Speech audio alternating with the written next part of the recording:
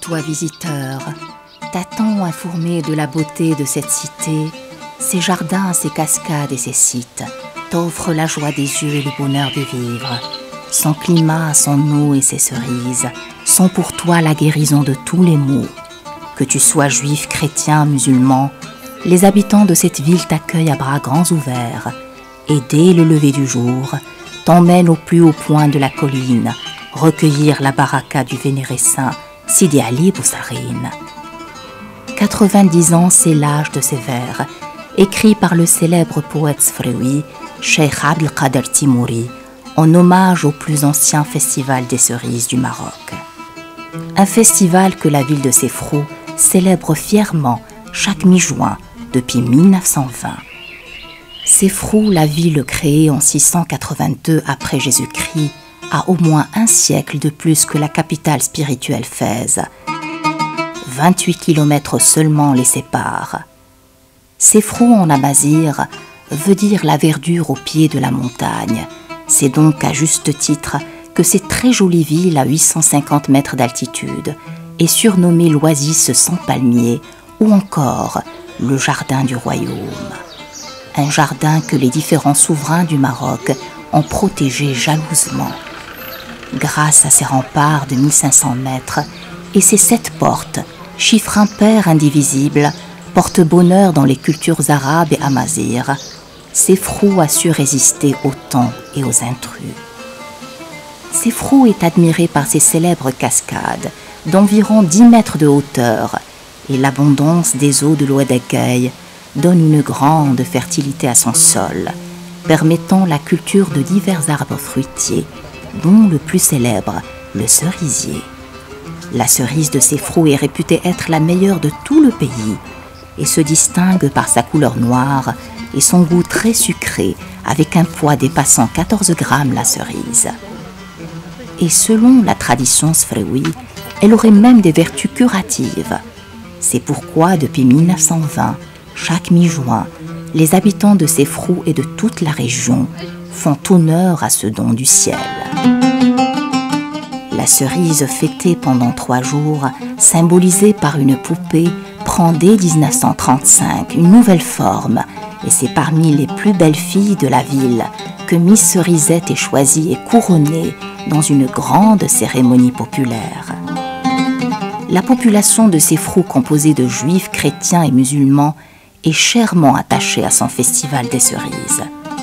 D'ailleurs, le choix de Miss Cerisette se faisait quelle que soit sa confession, sans aucune distinction, car ici c'est la plus grande coexistence des 3 religions monothéistes. Cette école et cette synagogue en sont des témoins vivants.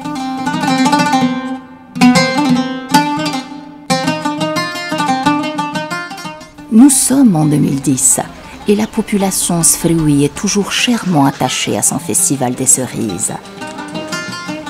Rien n'est laissé au hasard pour que la fête des cerises soit une réussite.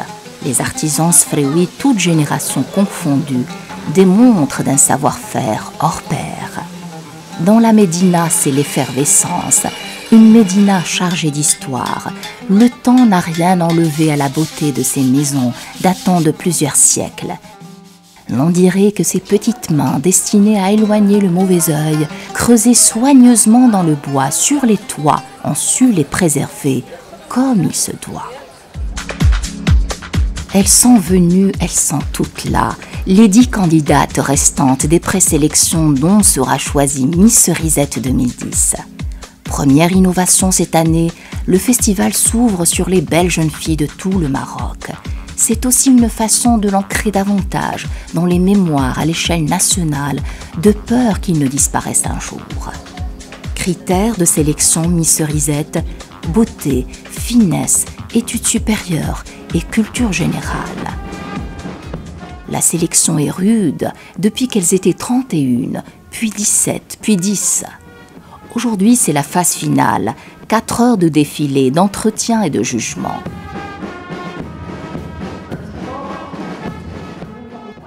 Composé d'acteurs associatifs, d'élus locaux et de représentants de médias, le travail de ce jury est suivi de très près par les journalistes de la presse écrite et audiovisuelle.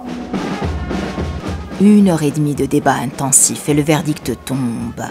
Miss Cerisette 2010 est cette année originaire de la cité Ocre, Marrakech. Loubna El-Bakri, 25 ans, licenciée en littérature anglaise, a convaincu et séduit le jury et l'assistance par sa prestance.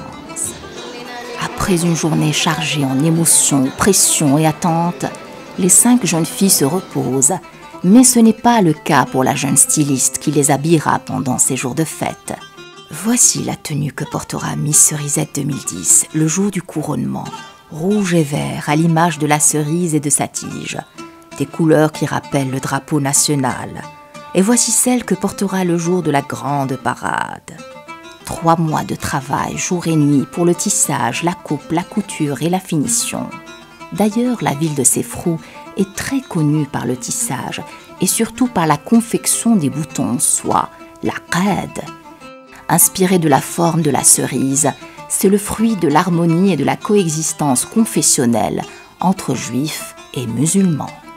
C'est aussi l'apanage du savoir-faire des femmes juives du quartier Millah qu'elles partageaient généreusement avec les femmes musulmanes.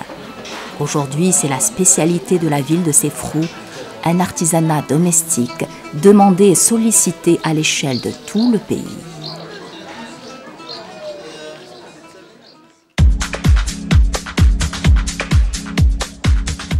Et c'est l'heure de se faire belle pour la grande cérémonie du couronnement. Plus que quelques minutes avant le coup d'envoi des festivités dans ce prestigieux palais datant de 1910 du grand notable de la ville, Al-Qaïd Omar. Les invités sont nombreux, curieux de découvrir comme chaque année la nouvelle Miss des Cerises. Et c'est en musique que les festivités commencent.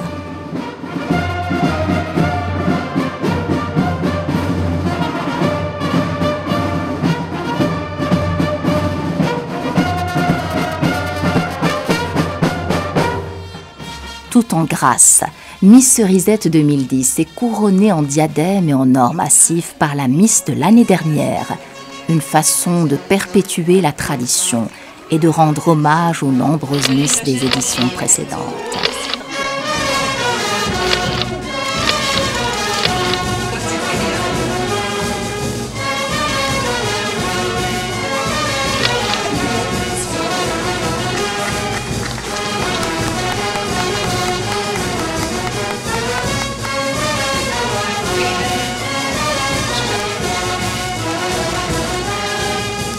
Dans cette ambiance très festive, la Miss et Dauphine et les 2 mariées, la marocaine et la berbère, sont toutes fières d'immortaliser ce grand moment marquant les 90 ans de la Fechta di Habl Mlouk.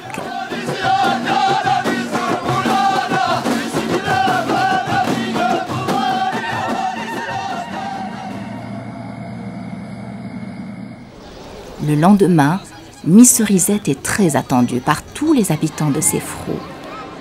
Et la traditionnelle Tbourida, où l'homme et le cheval ne font qu'un, bat son plein.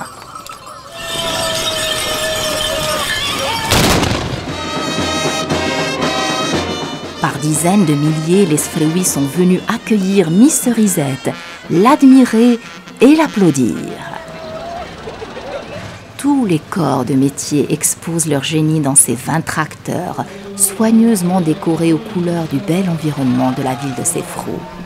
Tout un savoir-faire artisanal, accompagné de cette troupe musicale, font le spectacle de la grande parade.